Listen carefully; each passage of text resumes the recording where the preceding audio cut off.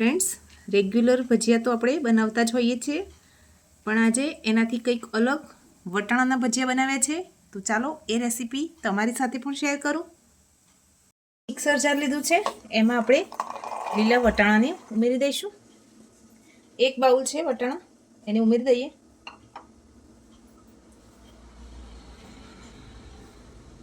હવે એમાં 2 નાના ટુકડા આદુના ઉમેરીશું.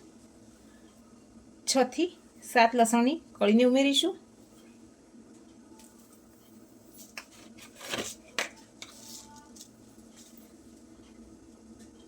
એક ચમચી જેટલું જીરું ઉમેરી દઈશું. આને પાણી ઉમેર્યા વગર પલ્સ મોડ ઉપર ક્રશ કરી લઈએ. ક્રશ કરેલા બેટરને એક મિક્સિંગ બાઉલમાં નીકાળી લઈએ.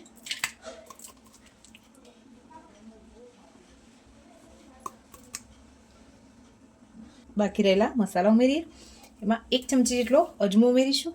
લાંબી સ્લાઇસમાં કટ કરીને રાખેલી ડુંગળી ઉમેરી દઈએ. 1 કપ જેટલા લીલા ધાણા ઉમેરી દઈશું. અડધા લીંબુનો રસ ઉમેરી દઈશું. 1 વાટકી જેટલા નાની વાટકી છે સફેદ તલ ઉમેરીશું.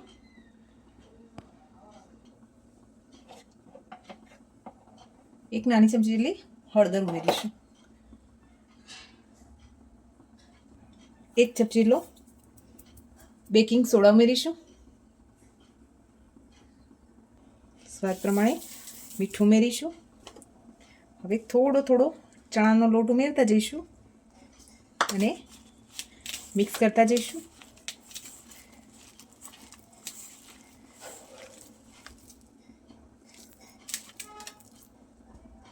એક વાટકી જેટલા બેસનની જરૂર પડશે.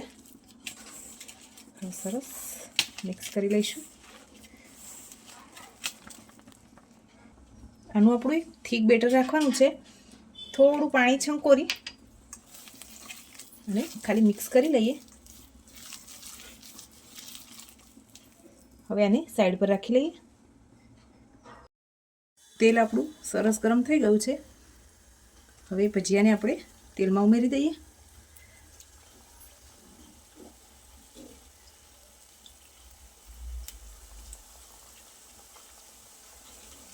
ગેસની ફ્લેમને લો રાખીશું.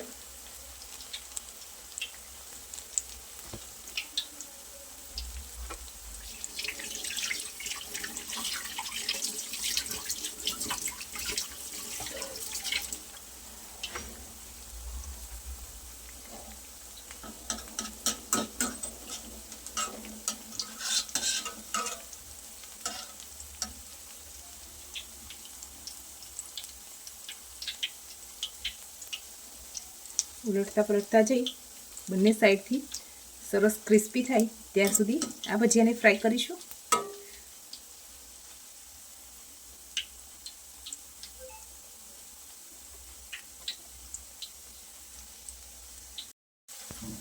બંને સાઈડ સરસ ફેરવતા જઈશું ને એકદમ ક્રિસ્પી ગોલ્ડન બ્રાઉન કલર આવે ત્યાર સુધી એને ફ્રાય કરવાના છે.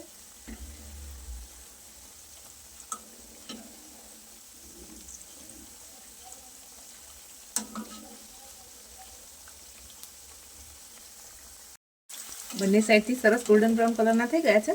હવે એને સર્વિંગ પ્લેટમાં નીકાળી લઈએ.